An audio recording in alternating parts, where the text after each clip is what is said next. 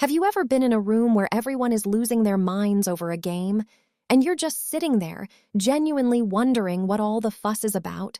You're not annoyed, you're not judging, you're just unmoved. And somehow that makes you the weird one. But here's the thing, the psychology behind people who don't obsess over sports is actually far more interesting than most people give it credit for.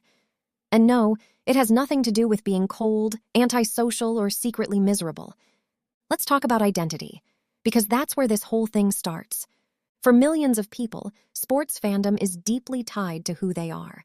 Psychologists call this burgeoning, basking in reflected glory.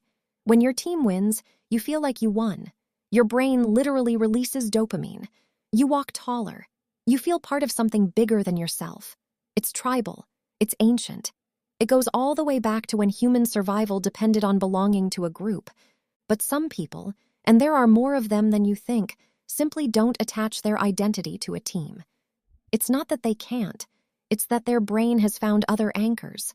Maybe it's their work, their creative projects, their spirituality, their relationships.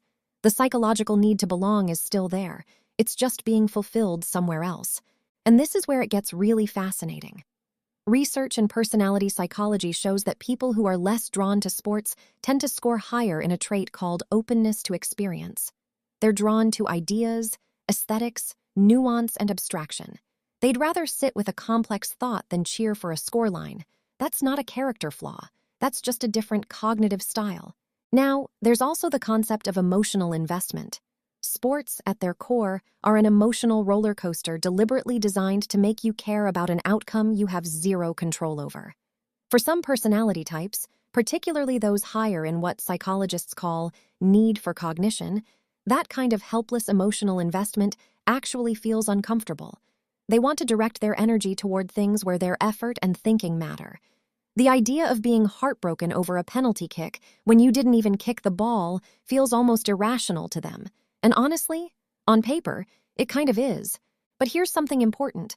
Not caring about sports doesn't mean not caring about competition or excellence. Many of these people are intensely passionate. They geek out, they obsess, just over things that don't come with a halftime show. Code, music, chess, cooking, books, policy. The obsession is there. The wiring is there. The channel is just different.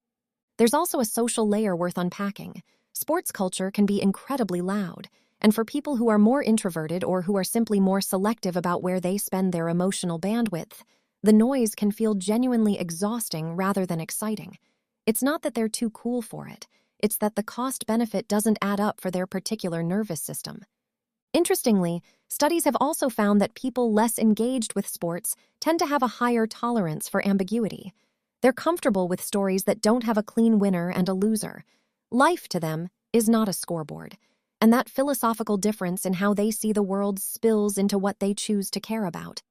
Now, none of this means sports fans are shallow. Absolutely not. The psychology of fandom is rich, beautiful, and deeply human. Community, ritual, shared joy. That's real. That matters. But so does the quiet person in the corner who couldn't care less about the final score, and is instead thinking about something you haven't even considered yet.